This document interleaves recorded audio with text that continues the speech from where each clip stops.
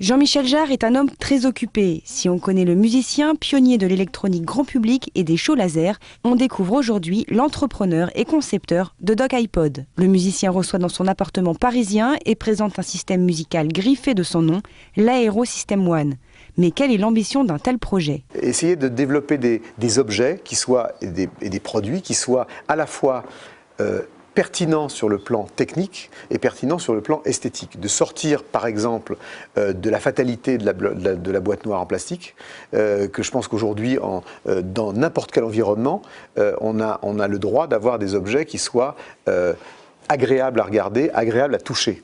Et qu'on n'est pas obligé pour ça de faire des compromis sur le plan technique, ce qui malheureusement a été le cas souvent jusqu'à maintenant sur ce qu'on nous propose. D'un point de vue esthétique, tout du moins, l'appareil en jette.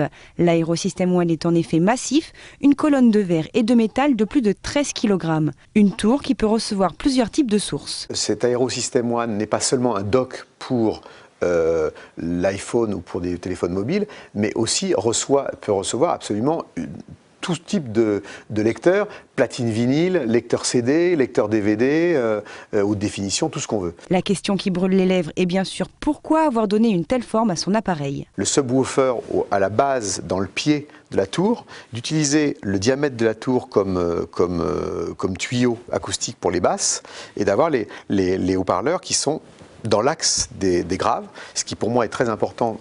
Il y a toute la légende qui consiste à penser que les basses ne sont pas directionnelles et qu'on peut mettre un caisson de grave n'importe où.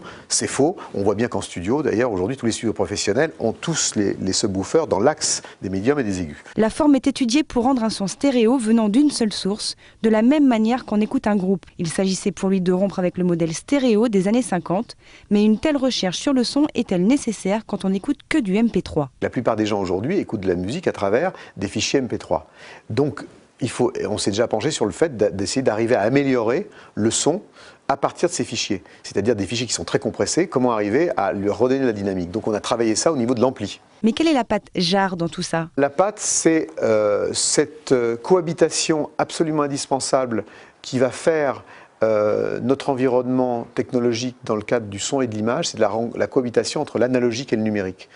L'analogique, pour moi, c'est le rapport à l'objet. C'est le fait qu'on est des faits d'animaux de chair et de sang et qu'on a besoin du rapport tactile et irrationnel à l'objet avec une technologie extrêmement innovante et qui soit, pour le coup, totalement en phase avec notre société et les besoins qu'on a, que ce soit pour nos oreilles ou pour nos yeux. Le musicien nous annonce dans la foulée que d'autres modèles sont dans les cartons. Une déclinaison de l'Aero System One, c'est d'ailleurs la raison pour laquelle il s'appelle One, parce qu'il y en aura un 2, un 3, etc. Une chaîne plus puissante et beaucoup plus haute, une chaîne beaucoup plus petite pour l'utilisation laptop et de proximité, une chaîne 2.2 pour le surround, pour le DVD, le visionnage de films chez soi ou ailleurs.